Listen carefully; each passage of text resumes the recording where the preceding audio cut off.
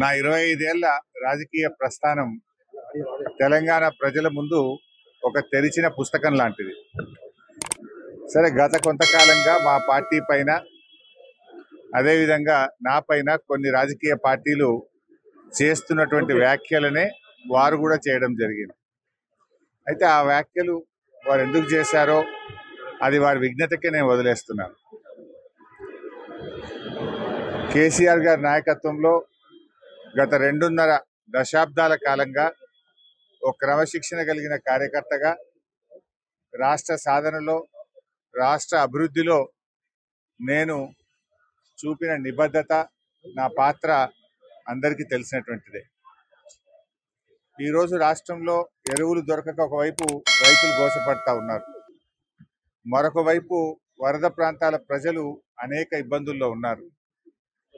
కేసీఆర్ గారు దశాబ్ద కాలం ఎంతో కష్టపడి నిర్మించిన వ్యవస్థలను, ఒక్కొక్క వ్యవస్థను ఉద్దేశపూర్వకంగా ఈనాడు రేవంత్ రెడ్డి గారి ప్రభుత్వం కూల్చేటువంటి ప్రయత్నం చేస్తూ ఉంది.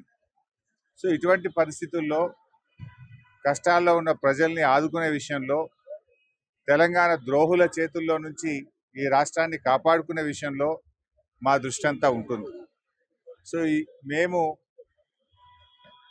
ఈ రాష్ట్ర సాధనలో పోరాటం చేసిన వాళ్ళం, ఈ రాష్ట్రాన్ని కాపాడుకోవడంలో బాధ్యత కలిగిన వాళ్ళం. సో మా సమయాన్ని అంతా కూడా దాని మీదనే మేము వెచ్చిస్తాం. తప్పకుండా కేసీఆర్ గారి నాయకత్వంలో తిరిగి బీఆర్ఎస్ పార్టీని అధికారంలో తెచ్చుకొని ఈ ప్రజలు పడుతున్న కష్టాలను తొలగించడానికి అందరం కలిసికట్టుగా ముందుకు సాగుతాం. నా 25 ఏళ్ల రాజకీయ ప్రస్థానం తెలంగాణ ప్రజల ముందు ఒక తెరిచిన పుస్తకం లాంటిది. సరే, గత కొంతకాలంగా మా పార్టీ పైన అదేవిధంగా నా పైన కొన్ని రాజకీయ పార్టీలు చేస్తున్నటువంటి వ్యాఖ్యలనే వారు కూడా చేయడం జరిగింది. అయితే ఆ వ్యాఖ్యలు వారు ఎందుకు చేశారో అది వారి విజ్ఞతకే నేను వదిలేస్తున్నాను. కేసీఆర్ గారి నాయకత్వంలో గత 2.5 దశాబ్దాల కాలంగా ఒక క్రమశిక్షణ కలిగిన కార్యకర్తగా రాష్ట్ర సాధనలో, రాష్ట్ర అభివృద్ధిలో నేను చూపిన నిబద్ధత, నా పాత్ర అందరికీ తెలిసినటువంటిదే.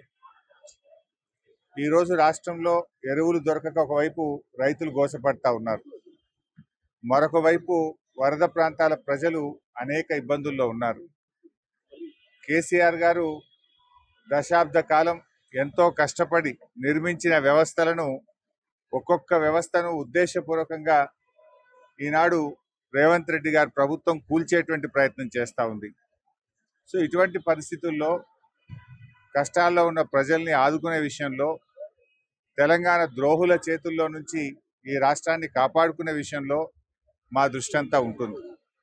సో మేము ఈ రాష్ట్ర సాధనలో పోరాటం చేసిన వాళ్ళం, ఈ రాష్ట్రాన్ని కాపాడుకోవడంలో బాధ్యత కలిగిన వాళ్ళం.